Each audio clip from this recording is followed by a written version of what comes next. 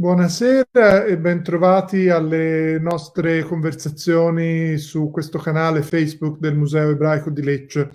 Questa sera abbiamo un piacere veramente straordinario perché avremo un'esperienza live molto intensa, molto interessante.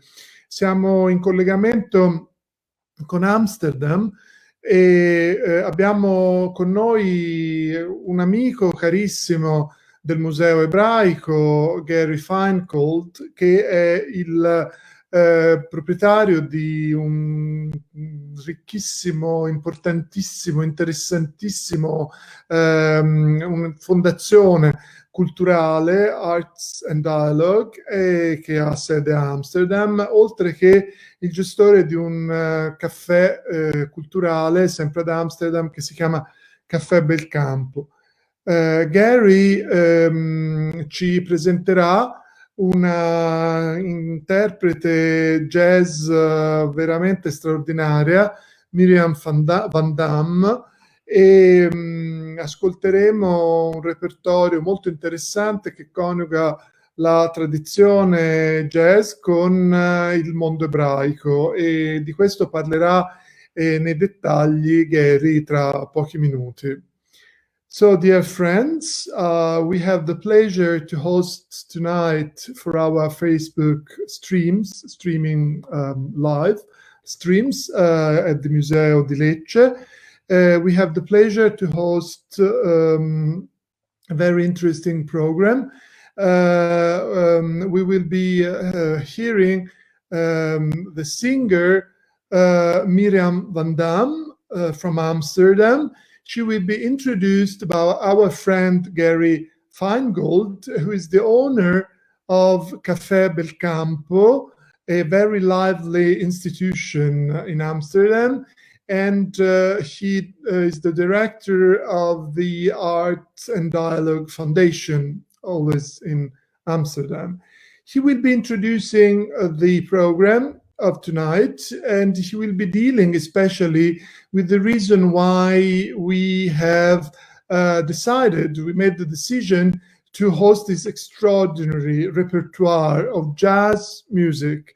He will be dealing with especially with the relations between jazz and Judaism. And now it's time to open the floor for our Amsterdam studio. Here is Gary. Hi, Gary. How are you doing? I'm fine. Buonasera a tutti. Buonasera. He can speak Italian as well. So I guess he will be presenting the program in both Italian and English. And so it's your turn to speak, and please, and for the audience, enjoy the performance. It's absolutely magnificent. Grazie Fabrizio, è proprio un onore di essere qui stasera. Veramente, I'll speak in English in just one second, però volevo dire in italiano che mi fa molto piacere di essere amico, di essere parte di questo programma, amico del Jewish Museum of Lecce e parte di questo programma del live streaming, che è importantissimo in questi giorni difficili. Anche in Olanda, più in Italia devo dire, in Italia è molto più grave, però anche qui in Olanda ha toccato molto. In ogni caso stasera presentiamo un programma, però veramente non è il programma che deve essere, perché questa idea avevo quando ho cominciato a guardare quanti compositori ebrei hanno scritto i pezzi nel genere di jazz, e anche ho guardato un po' la relazione fra i compositori e musicisti jazz ebrei e quelli neri negli anni 30, 40, 20, quando veramente non si poteva fare le cose insieme, lo facevano lo stesso. E poi ho pensato che ci deve essere un concerto che parla di queste cose con i musicisti bravi, e infatti ho trovato 5 musicisti ebrei, però questo concerto che doveva andare in premiera in marzo è stata cancellata. E stasera fortunatamente abbiamo Mirjam van Dam che abita proprio qui, che farà un solo con qualche cosa registrati da altri musicisti e lei spiegherà un po' del programma e di questa relazione importante fra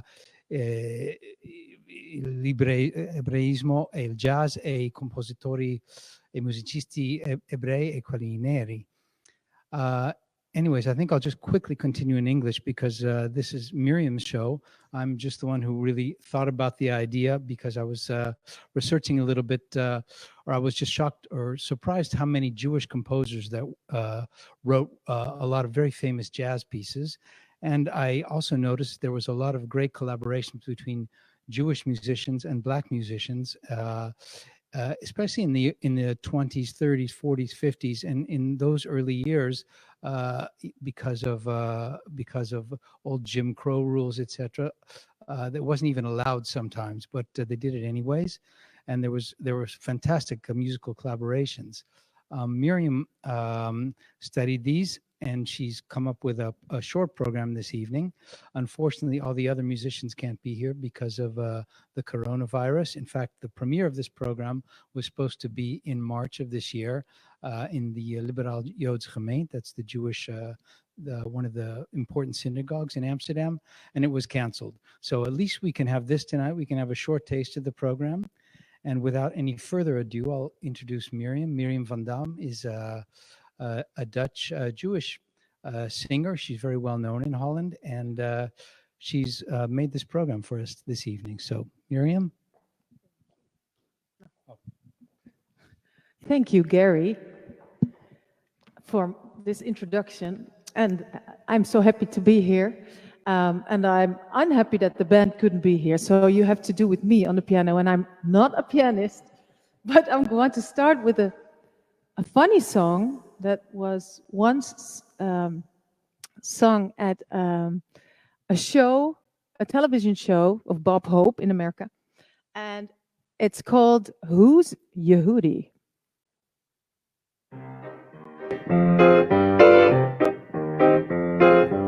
There's a man on every tongue, Grandpa, Grandma, and the young.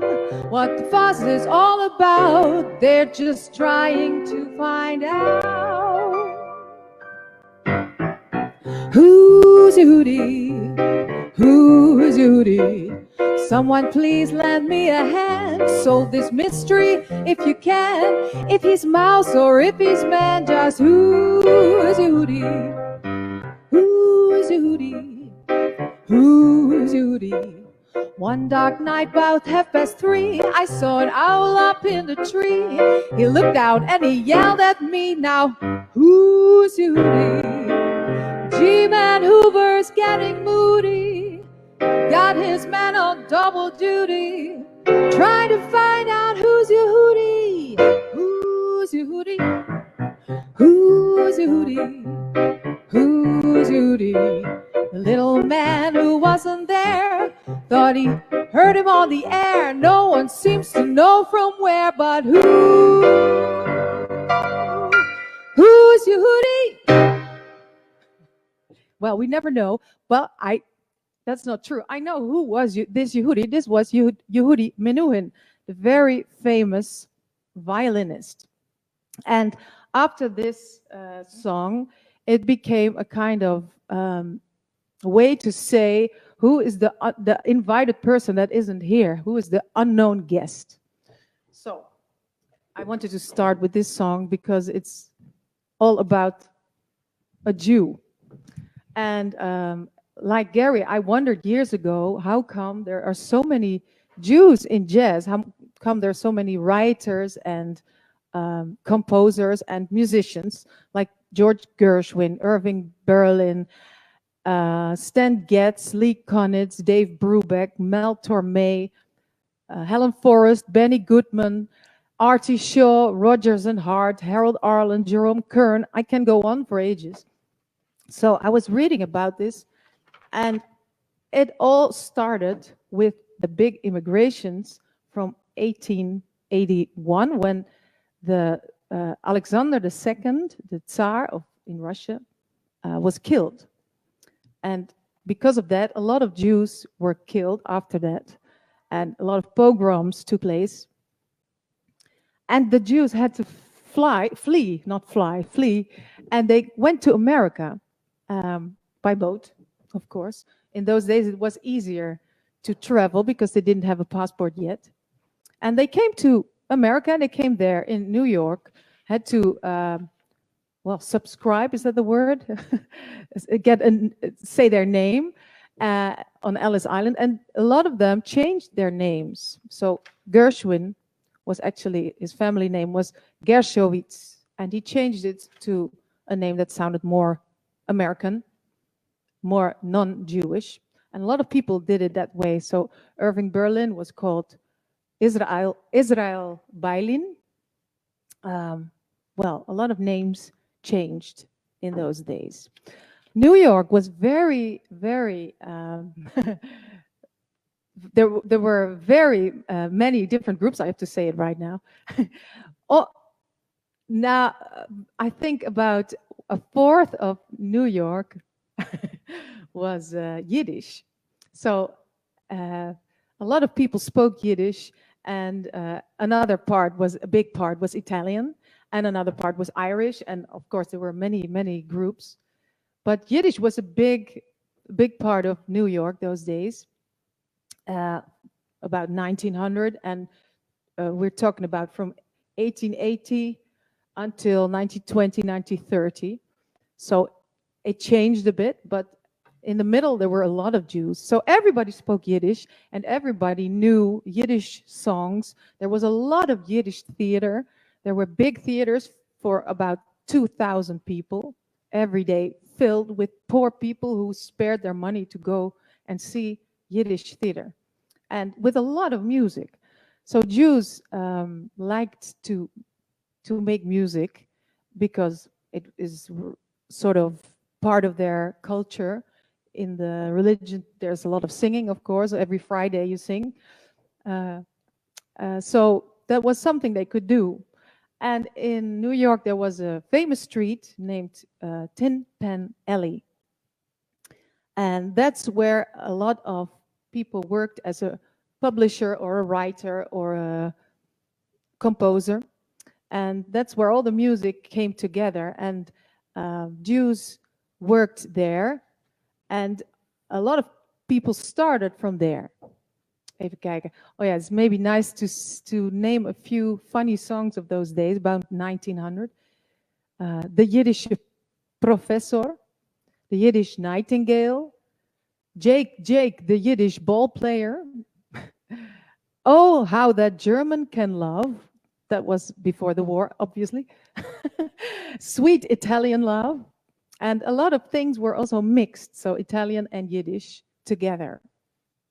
Okay. But before it was really jazz, of course, it was kind of pre-jazz, so it was more vaudeville acts with cabaret tunes, operetta.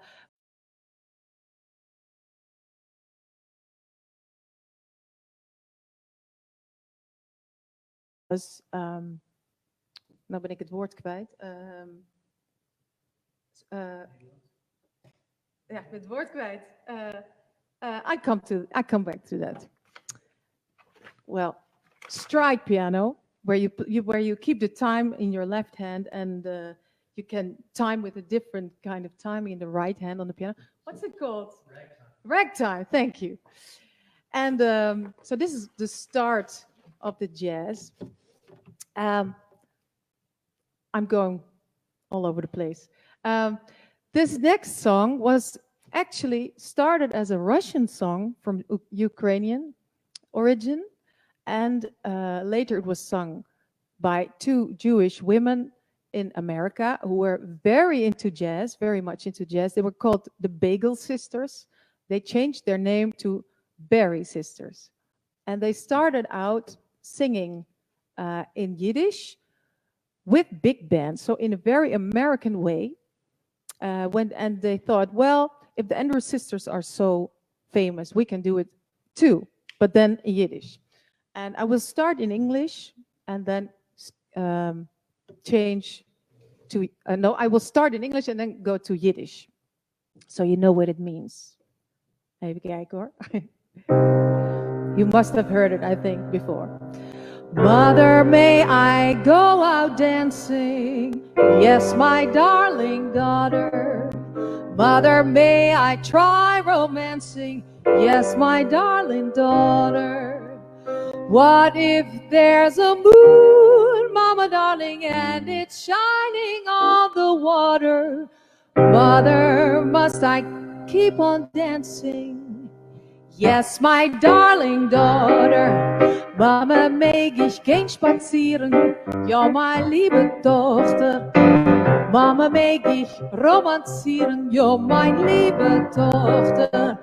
Aber sag mir, Mama meine, ist in mir abverkochte. Mama, was soll sein mein Entfer? Ja, meine liebe Tochter. Mama, ich liebe schönem Jingle. Ja, meine liebe Tochter. Werd mir geben ein klein Schulringel. Ja, meine liebe Tochter. Ist schön und euch sehr kluger. Ich verlieb mein teure Schwieger. Mama, was soll sein mein Entfer? Ja, mein liebe Tochter. Ihr sagt, dass ist verliebt in mir. Und ich hab ihm lieb, Corona, Ski. Oi, Mama, you gib ein Entfer mir. Mazel tov, die teure Tochter. Do ba do do do ba you ba boo ba ba ba bee ba do do.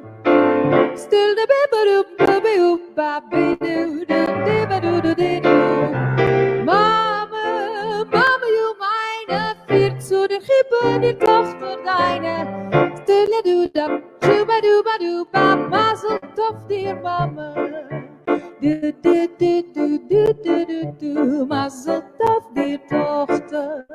Skula do do do ba boop boop boop boop. Mazel tov, dear Tochter. So that was all about a wedding. And weddings were, well, I think I told you before, weddings were very important, and there was a lot of music in Jewish weddings, of course, the klezmer. And that's how they learned to really make swinging and entertaining music. And there were also people making really jokes, like the first stand-uppers, although this word didn't exist yet, but like stand-up comedy. It really started out with these people who were entertaining at weddings. And the music, they call it Freilach music. Okay, let's go on. Another very important person, or a very important person in the starting of the jazz and the overlap between Jewish music and jazz was Al Jolson. He was a Jewish guy, and he started.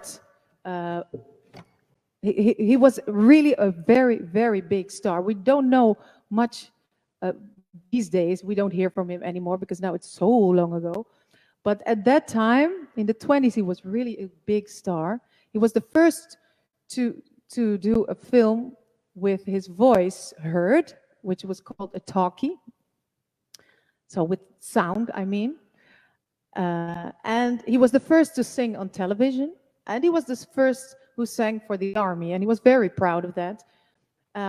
He started out doing a blackface act, which was, when we look at it now, it's not a nice thing at all. So white people coloring their face black and doing jazz. But in those days, well, it was sort of accepted and liked very much. And it was a way to get the jazz to the white audience. So he was the singer of the film, of the main character of the film, the jazz singer. And in this film, it is the story about a guy who is the son of a cantor, and he has to choose between the old Orthodox religion of his father and his family, or become a star outside of the synagogue. And this is exactly what happened to a lot of Jews in those days. So a lot of people were cantor. There were enormous amount of synagogues. And so many cantors started just singing in the synagogue and then went and had a big career outside of the synagogue and came on the radio and maybe sing on parties or in theaters.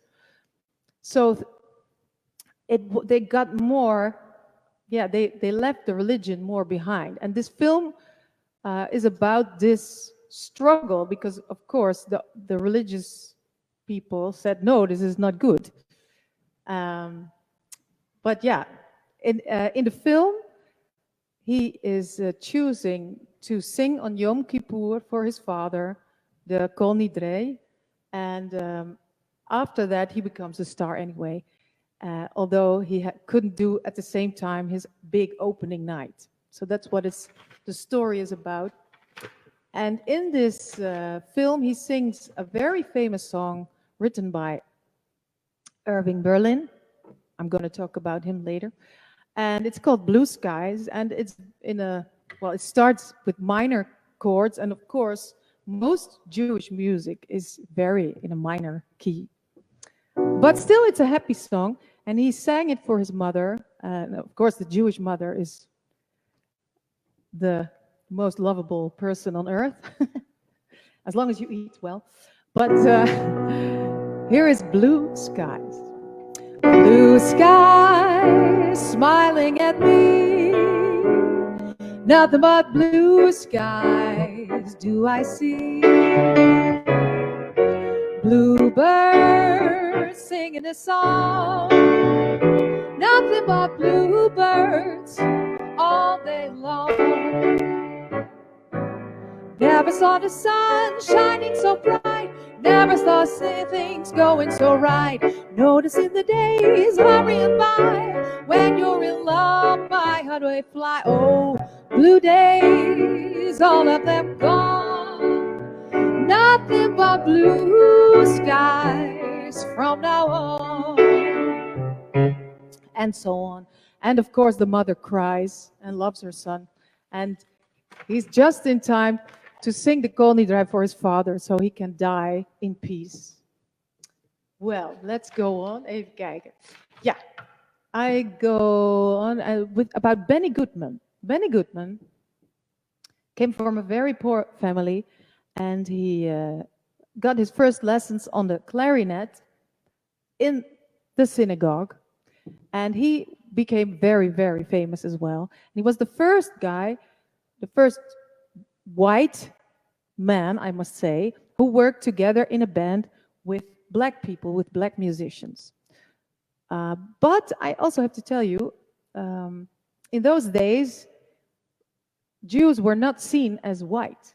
So there was, of course, jazz was something not of high standard, because, of course, classical music was really something, and jazz was for in the pub and for entertainment. And so, yeah, it was from the black people and the Jews. So there was a lot of discrimination, of course.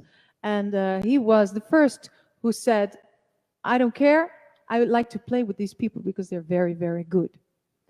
One of the places where they played was the Savoy.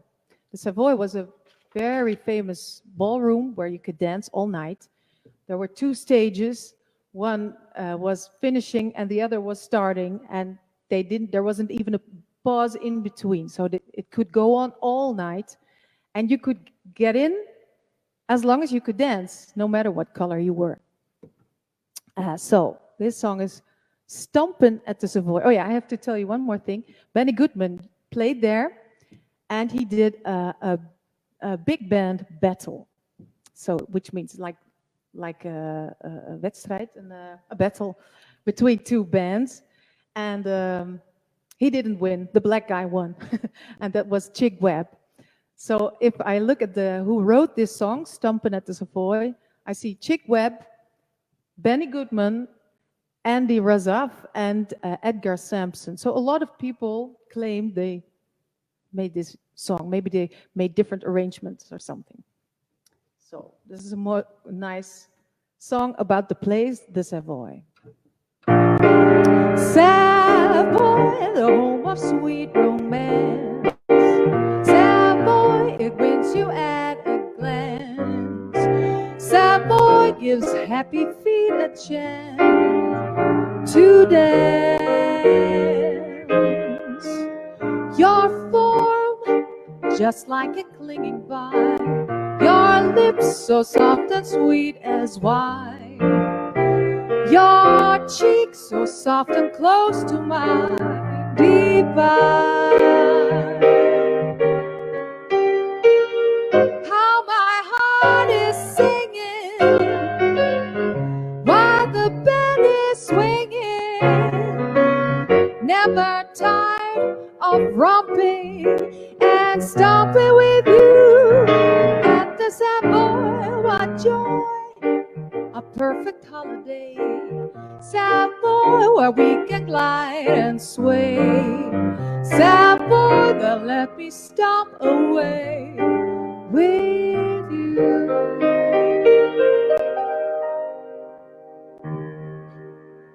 That was the Savoy. And then there was also a very nice woman. Well, I'm not going to do a song of her now. Her name was Sophie Tucker, and she also came from the Ukraine, we say here, from Russia at those days. And she was called one of the last of the red hot mamas. She was very independent, very feminist, very big star. She sang vaudeville songs. Her biggest hit was the Yiddish Mama. And she was she started out doing a blackface act. But one night, she forgot her makeup kit. And she came on and she said, well, you can all see I'm a white girl. And I'll tell you something more. I'm not Southern. I'm a Jewish girl. And I just learned this Southern accent doing my blackface act for 2 years. And now, Mr. Leader, please play my song. And then she did some dirty songs. She was not afraid to sing about sex. She was not afraid about singing about her weight or the way she looked. She was very big. But she said, I don't want to get thin. I don't want to get thin. You can laugh and you can grin, but I'm doing very well the way I am. So she had a lot of humor. She played her whole life with one pianist, Ted Shapiro. And she learned her jazz chords from her black friends, Ethel Waters and Mamie Smith. So she was something. And she influenced later on stars like Bette Midler. And she had so much wit and humor and swing. And then Irving Berlin. He came out of Ukrainian, and when he was 5 years old, they fled from a pogrom, and he became the biggest American songwriter of the American Songbook, because people said about him, or Gershwin even said about him, he was American music. He wrote a song every day, lyrics and music. And he wrote hundreds or thousands of songs for musicals and for vaudeville, where they have acts one at a time. He also wrote about things that happened in the news, like there was a heat wave, and he wrote the song, we're having a heat wave, a tropical heat wave. So that was really happening. And he also played this song you probably know. There's no business like show business, like no business I know. So really, really well-known songs. But he felt really, really grateful to be an American and to be, integrated so well and to be accepted as a Jew. And that's why he loved to really pay a lot of taxes, they say. And he wanted all immigrants to be able to come into America and be like him. And that's why he wrote, God Bless America. He was so happy to be an American. He also wrote a beautiful song called Supper Time for Ethel Waters, which was a black singer. And this song is about a woman who is about to put the supper on the table for her children, but she can't because she's so sad because her husband has been lynched. And this is what happened to black people in those days, especially in the south of America. So Irving Berlin, being a Jew, remembered the pogroms he went through, or his family, and he felt deep sorrow, not sorrow, he felt for the suffering of the black people. So this is a song for a black woman, actually. I'm gonna put on my tune here. Hij is uitgegaan. Ja? Gaat ie.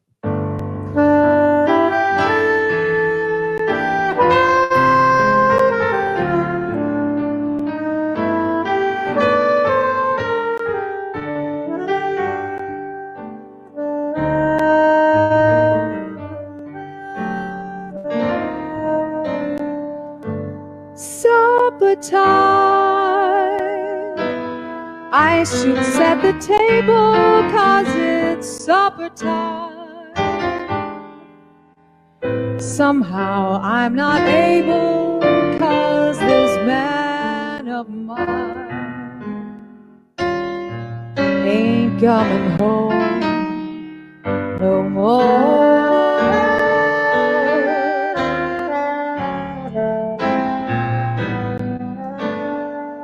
Supper time, kids will soon be yelling for their supper time. How'll I keep from telling them that man of mine ain't coming home no more?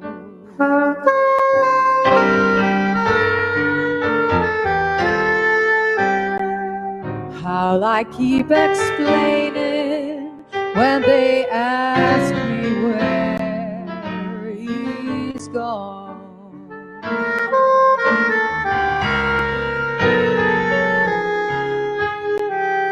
How'll I keep from crying when I bring their supper on?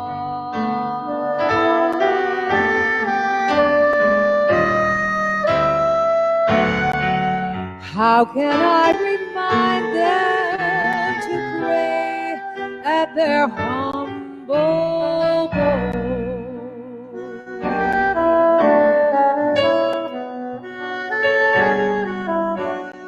How can I be thankful when they start to thank the Lord?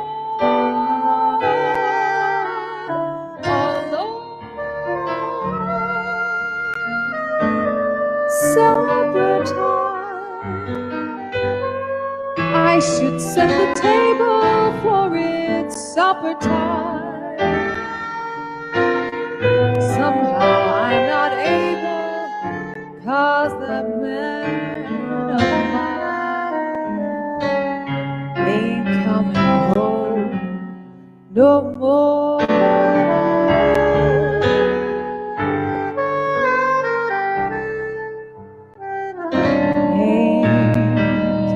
Coming home no more.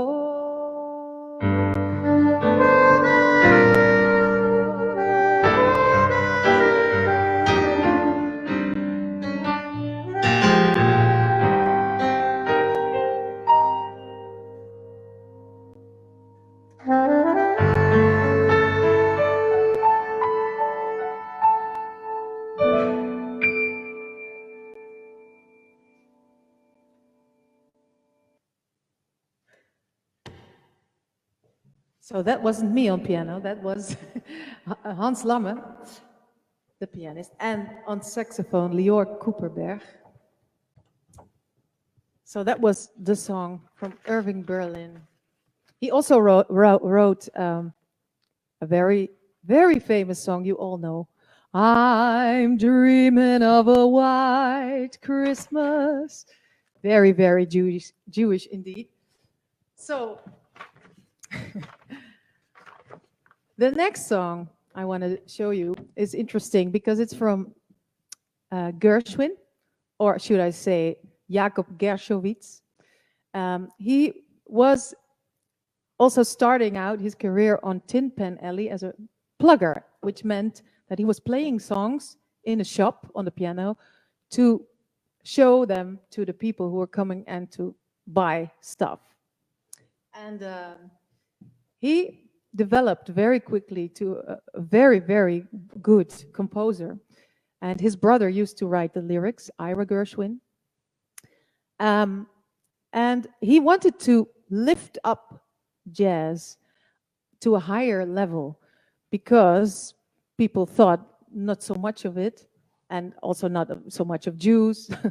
So he wanted to be like a real classical composer, and he took lessons. He asked lessons from Milhaud and from Ravel, the French composers. But Ravel, he said back to him, he responded and said, why do you want to be a second ranked Ravel if you can be a first grade Gershwin? So in the end, he didn't get his lessons. And he really made this step into the classical world with his opera, Porgy and Bess, and also with the first piece that was really in between, really American music, Rhapsody in Blue. I'm not going to play it, but you know, da da da da da da da da da. So that was very, very beautiful and special. And the next song is called "It Ain't Necessarily So," and it's from this opera that only could be played by a black cast. Now, there is something about this song that's weird because the first sentence, it ain't necessarily so. This melody, he picked it from the prayers that are sung in the synagogue. Baruchu et Adonai Omevorach. And this is, of course, a very religious thing. Everybody's going to pray. And then he made these words, it ain't necessarily so. So it's a bit dangerous, I think, in those days. The things that you're liable to read in the Bible, it ain't necessarily so. So you can hear, I'm going to do a lot of lyrics. You can hear about David, who fought Goliath, Jonah, who lived in the whale, etc.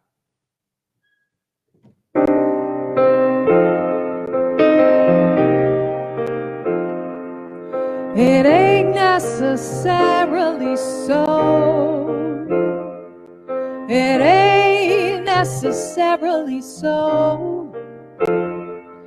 The things that you're liable to read in the Bible, it ain't necessarily so. Little David was small, but oh my. Little David was small, but oh my. He fought big Goliath, who lay down and died. Little David was small, but oh my.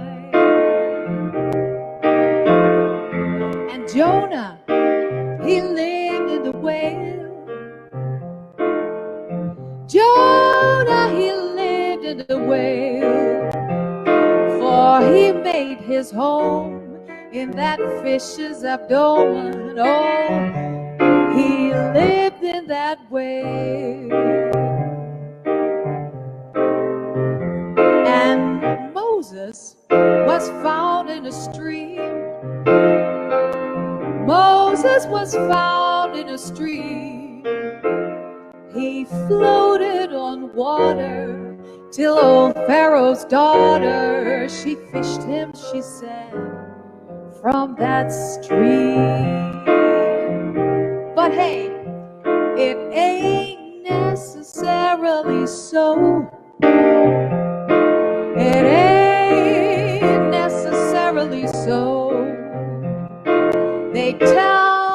children, the devil's a villain, but it ain't necessarily so.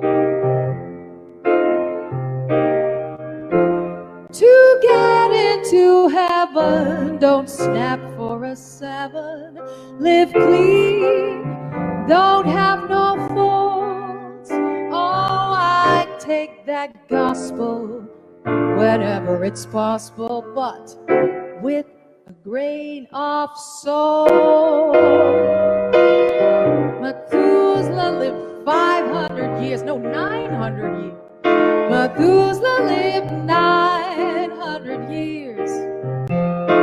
But who calls that living when no gal will give in to no man? What's 900 years? I'm preaching this sermon to show it ain't necessarily, it ain't necessarily so.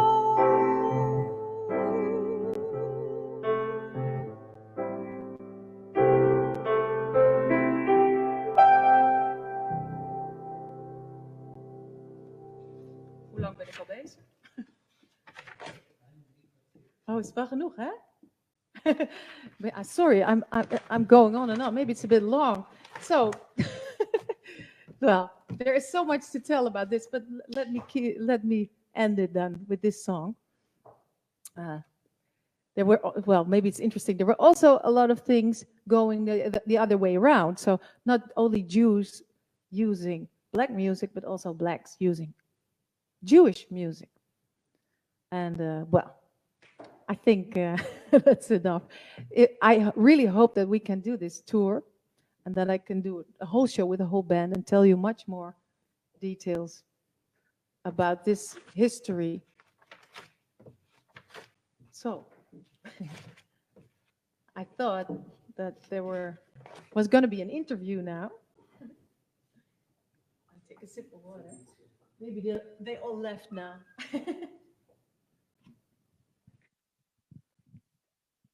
Fabrizio, are you there? Ah, there he's coming. That was a bit long. Sorry, I got carried away. But I cannot hear you. Wait a second. What's happened? Maybe, dit dingetje zit erin. Okay. Hello, can you hear me? Now I hear you, yes. Okay. I was just saying that it's a wonderful performance. I was relaxing and enjoying the music. So I'm very glad to hear that. Thank you. Well, thank you. No, I was not expecting such a sudden end. So I'm really amazed. Thank you so much. Yeah. Well, I didn't read. I saw many comments. I learned a lot. I learned a lot about many aspects of this connection between Judaism and jazz. I remember I saw very long ago the movie The Jazz Singer. An American friend of mine showed it to me. I didn't know anything about the story, and I still remember how moving the movie is, really moving. The story of this young guy who doesn't know what way to take, whether to follow in the footsteps of his father's tradition or to go in the black tradition. And this idea that he changes the color of his face is really amazing. And it's such a beautiful movie indeed. I mean, the setting of the movie itself is very interesting. And of course, about Gershwin, I knew about Gershwin and I knew a little bit about some other things. But again, the connection between this is something that should be better understood, in my opinion. And I saw some comments of our very good friend Yossi Hayes, who's a wonderful cantor and singer himself and knows a lot about music. He comes also from a wonderful family of musicians, who was saying something about from Gershwin's Bar Mitzvah, he's saying. And you were also commenting upon, Yossi, do you want to to take the floor? Do you want to be part of the show? I mean, I'd like to know your ideas, because you know so much about music. You know, he's a wonderful piano player, and besides being a wonderful researcher in Jewish history. And so I'd like to know more about this. And for instance, this is very common, I would say, in the Jewish tradition of music, in the Jewish musical tradition, that of borrowing tunes from non-Jewish environment, of course, or the other way around. And this is very interesting, what you were saying, the idea of borrowing a traditional nigun for a prayer, and use it for a non-religious song, something like that. Yeah. You know, this is really very interesting. There's also a nice example of that. We all know the tune of James Bond, like Yeah. this. Oh, should I do it again? And this is a tune from Archie Shaw that he wrote in the 20s, which was called Nightmare. And it's used later. And they say that it was also borrowed from something that's some prayers out of the synagogue. And in the end, it became James Bond tune. So that's how it can go. This is very interesting, because there's another connection. There's another very interesting connection, or at least something that interests me, is the connection between Jewish musicians and cinema. As is well known, I mean, the origins of cinema, the origins of cinema making, of movie making, are Jewish, especially in the United States, in America. And from the very beginning of the cinema, many musicians were those who accompanied with their melodies, with their tunes, the most famous movies of all time. And I think this is still today this way. And some of the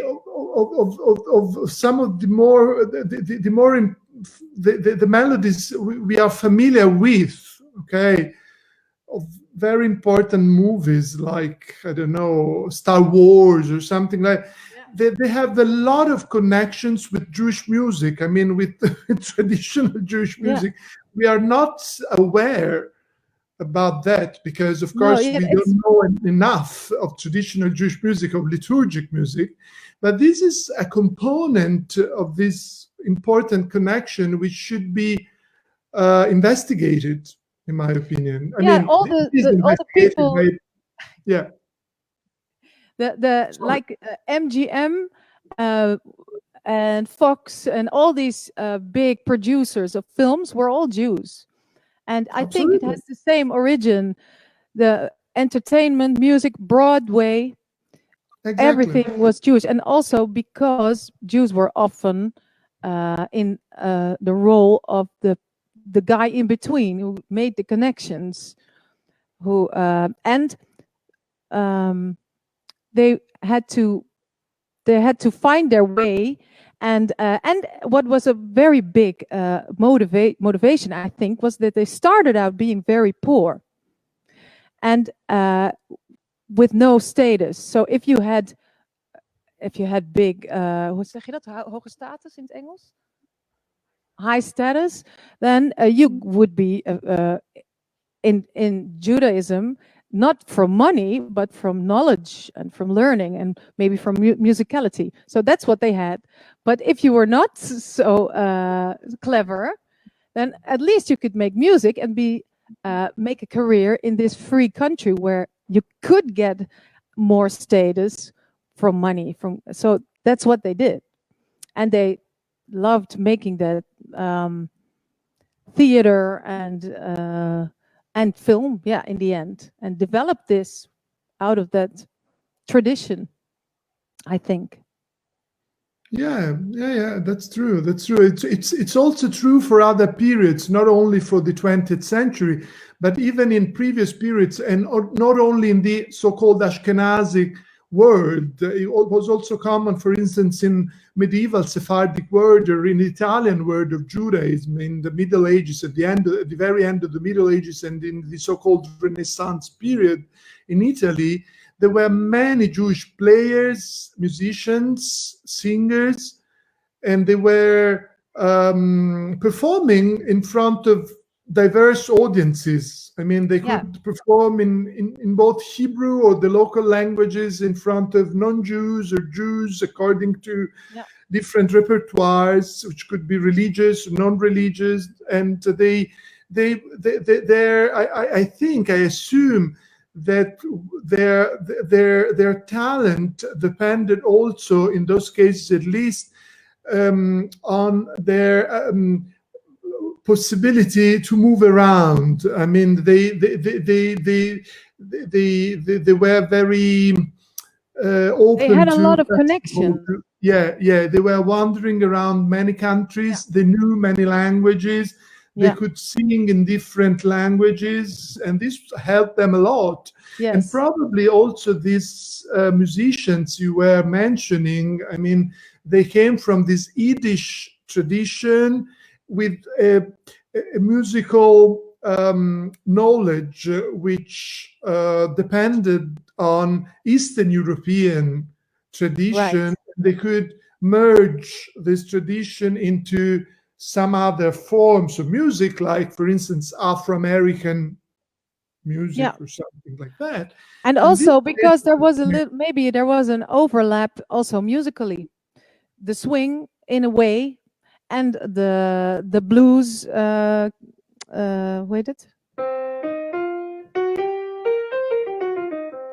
Which is a bit like all the minor songs in Yiddish. And I must say that I very much appreciated your note on the commercial purpose of music, which is very American too.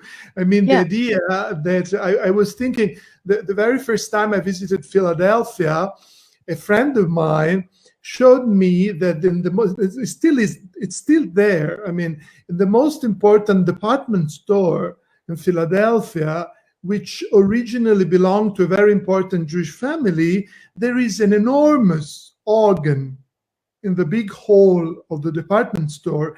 And still today, every Saturday afternoon, there is a player, an organ player, who plays music to attract people who are buyers and people who just enjoy buying and listening to this beautiful, gorgeous music. So it's very interesting because you would expect this to be something related to cabaret or just, I don't know, cafe or coffee places, or I don't know, or labor music, something related to labor, slavery, or whatever. But it's also related to commercial purposes. I mean, so it's this is also a very interesting connection. Yes. Yeah, that's an important part of it. That's true. Yeah. So does Gary have something to say on Gary, this? Gary had a suggestion. With his cafe performances, is this related to this tradition? I'm kidding. I'm just kidding. Well, I'm keeping the tradition going. Yeah. But I thought Mirjam could just sing one last song to end. It's we'd love that. Really absolutely. Okay. Thank you so much for doing that. Thank you. Thank you, encore. Thank you very much. It's a very well-known song because it got famous by the Andrews sisters. And it was originally a Yiddish song from a musical by Mir bis to Shane. But later on, what's funny, it started in Yiddish, then it became the English hit from the Andrews sisters, and after that, there was a guy named Slim Gaillard, a black musician who rewrote the lyrics to a funny melting pot way, with naming all kinds of food, American food. Well, spaghetti is Italian, of course, but they like it. They love it in America. So spaghetti, you hear it. I will start in Yiddish. Even kijken. Bij mir bist du schön, bij mir hast du geen, bij mir bist du einer auf der Welt. Bij mir bist du git, bij mir hast du it, bij mir bist du teurer von Geld. Viel schöne Jüngler haben schon gewollt, nehmen mich und von sie alle ausgeblieben. Hab ich nur dich, I've tried to explain. Bei mir bist du schön, so kiss me and say you'll understand. And then Slim Gaillard version. Bei mir bist du Spaghetti, bei mir bist du beef stew, bei mir bist du pork chops with many gravy. Bei mir bist du mashed potatoes, bei mir bist du scrambled eggs, bei mir bist du churros with French fries too. I could say gefilte fish, but I'll take some more stew. Give me some ice cream pie with some good baked potato pie. I could say spaghetti, I could say beef stew, but bring me some of that good fried lamb. So it's all about food in the end. It's like being in a New York deli, isn't it? Precies, yeah, exactly. Amazing. So it's a melting pot. Yeah. And so you hear the Italian influence, the Irish influence, the Jewish influence, and what else? Yeah, Italians. A lot of Italian food, actually. A lot of Italian food, Of course, yeah. Gefilte fish also. Gefilte fish is Jewish, yeah. Nice. So, amazing. I loved it. Very. I'm so thankful. Thank you very much. I'm pretty much sure, seeing from the number of positive comments and wonderful appreciation, that most people are happy and they enjoyed the concert, as I enjoyed it very much. nice.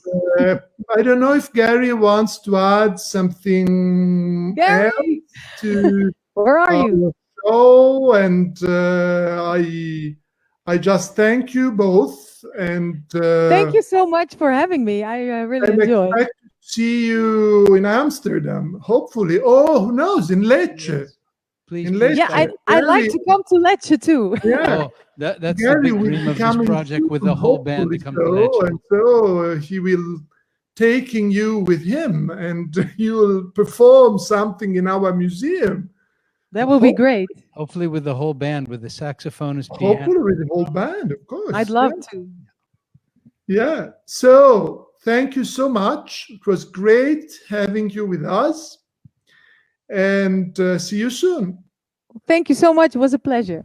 Arrivederci, Bye. grazie. Arrivederci. Arrivederci.